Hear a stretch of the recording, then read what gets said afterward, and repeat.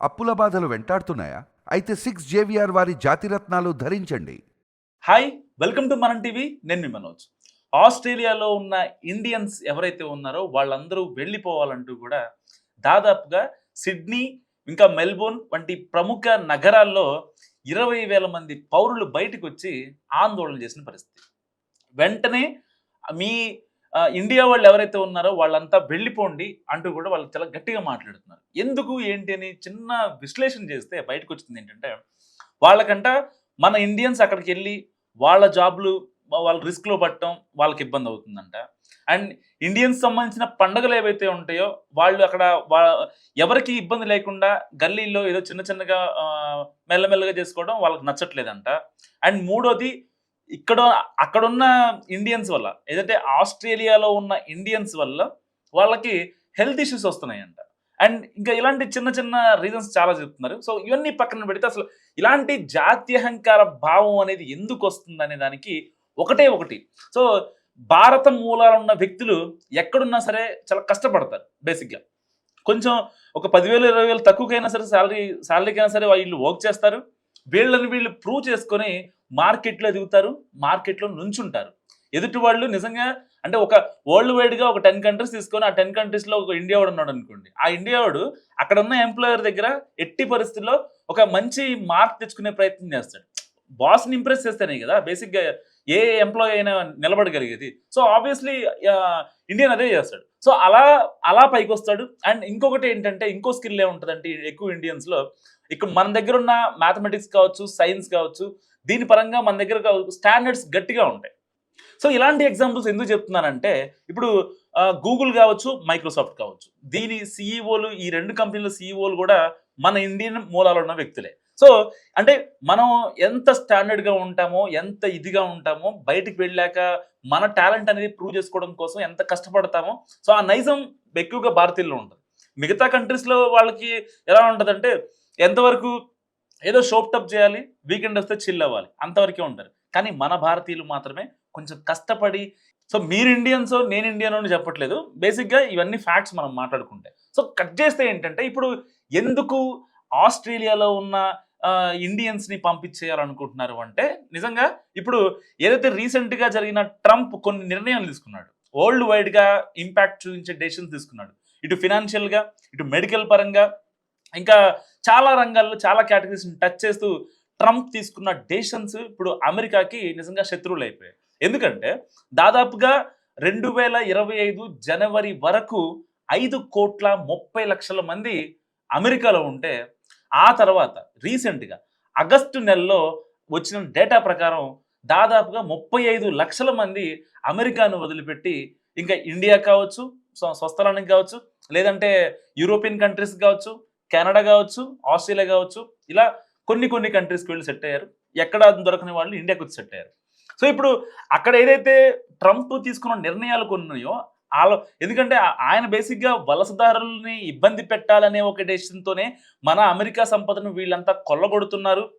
మన దగ్గర జాబ్లు మన యూత్కి రాకుండా వేరే వాళ్ళకి వస్తున్నాయి. సో ఆ వలసదారుల్ని మనం కొంచెం ఫిల్టర్ చేయాలి అనే ఉద్దేశంతోనే ఆయన అధ్యక్ష పదవి కూడా ఆయన అధిష్ఠించాడు. సో ఇలాంటి నేపథ్యంలో ఇప్పుడు ఆస్ట్రేలియా కూడా ఒక రకంగా సెటరేట్ అయ్యే పనిలో ఉందన్నమాట.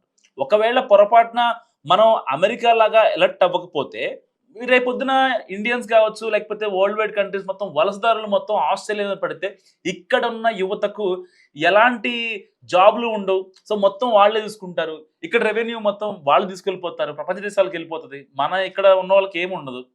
సో అలా భయపడిపోయి వాళ్ళు ఇప్పుడు ఒక డెసిషన్ తీసుకున్న పరిస్థితి. సో దీనిపై ఇప్పటికే ఆస్ట్రేలియా అక్కడ ప్రభుత్వం కూడా కొంచెం స్పందించింది. ఇలాంటి జాత్యహంకార దాడులు మేము ప్రోత్సహించు అంటూ కూడా.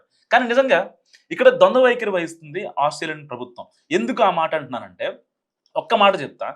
ఎప్పుడో నా చిన్నప్పుడు 2008, 2009లో మా ఇంటికి పేపర్ వచ్చేది. ఆ పేపర్లో నేను కొన్ని వార్తలు చూసేవాడిని. అమెరికాలో జాత్యహంకార దాడి, ఆస్ట్రేలియాలో జాత్యహంకార దాడి అని. సో ఇప్పుడు అవి కనిపించట్లేదు. కానీ ఇప్పుడు మళ్ళీ కనిపిస్తాయనే భయం వేస్తుంది. ఎందుకంటే అక్కడ బేసిక్గా అమెరికాలో చాలామంది నల్లవాళ్ళని చంపేస్తూ ఉంటారు. దాంట్లో భారతీయులు ఉంటారు, ఆఫ్రికన్స్ ఉంటారు, కొంతమంది ఆలీలు ఉంటారు. సో వాళ్ళకి జాత్యహంకార దాడే భావన ఎక్కువ ఉంటుంది. వీళ్ళు నల్లోళ్ళు, వీళ్ళు ఇండియన్స్, వీళ్ళు చీపు అనే ఒక భావంతో చూస్తూ ఉంటారు. సేమ్ ఆస్ట్రేలియాలో కూడా చాలా ఘటనలు జరిగాయి. రీసెంట్గా కూడా చాలా ఘటనలు జరిగాయి. అక్కడ అక్కడ ఒక బేసిక్గా అందరూ అనుకుంటారు మనం సెక్యూరిటీ విషయంలో ఇండియాలో ఏదన్నా కేసు వస్తే ఇక్కడ పెద్దవాళ్ళకి న్యాయం జరుగుద్ది, చిన్న వాళ్ళకి న్యాయం జరగదు అని అనుకుంటారు. నిజంగా ఆస్ట్రేలియాలో చాలా కేసులు జరిగాయి. చాలా కేసుల్లో చాలా మంది ప్రాణాలు కోల్పోయారు. ఈవెన్ వాళ్ళని కనీసం అరెస్ట్ చేసి జైల్లో పెట్టడం కూడా అలాంటి సందర్భాలు ఏం లేవు. సో ఒక్క పర్ఫెక్ట్ ఎగ్జాంపుల్ చెప్తా దీనికి.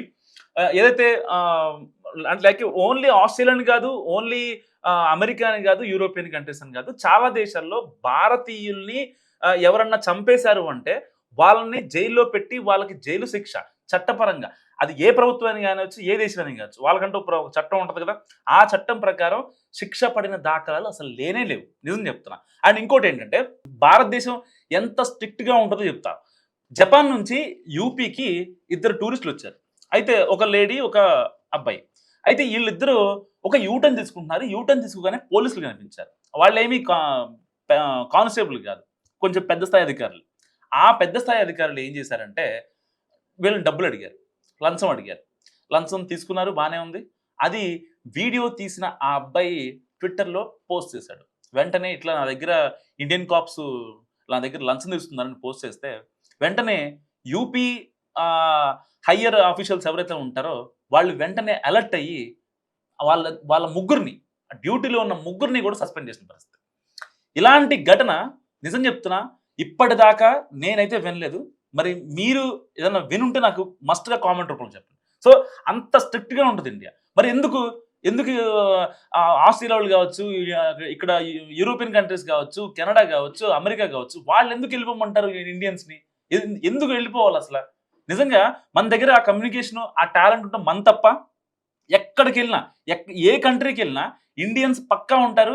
అక్కడ ఆ కంపెనీ కీ రోల్ పోషించడంలో ఒక ఇండియన్ పాత్ర నెక్స్ట్ లెవెల్లో ఉంటుంది. అది అమ్మాయి కావచ్చు, అబ్బాయి కావచ్చు, ఎవరైనా సరే వాళ్ళు ఏంటంటే డబ్బుల కోసం, అంటే డబ్బులు ఒక 10,000 తగ్గిందనో, నాకు 10,000 శాలరీ తగ్గింది కదా, సో నేను ఈ జాబ్ చేయను, నేను ఆ పొటెన్షియల్ కాదు, నేను ఆ వైబ్ కాదు అని ఉండదు ఇండియన్స్లో.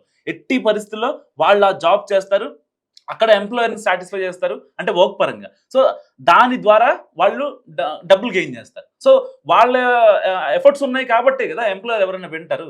సో ఇన్ని రేషియోస్లో ఇప్పుడు ఒక రకంగా అమెరికాని చూసి ఆస్ట్రేలియా ఇప్పుడు భారత్ మీద పడింది కన్నని చెప్పాలి. సో మరి ఇలాంటి ఈ నిరసనలు, ఈ కార్యక్రమాలు మరి అక్కడ ప్రభుత్వం కట్టడి చేస్తుందా, లేకపోతే జాత్యహంకార దాడులు ఏమైనా జరుగుతాయనే భయం కూడా నిజంగా ఇప్పుడు కనిపిస్తుంది. సో మరి ఈ వీడియో గురించి మీరేమనుకుంటున్నారో మస్ట్గా కామెంట్ రూపంలో చెప్పండి. చూస్తూనే ఉండండి మనం టీవీ.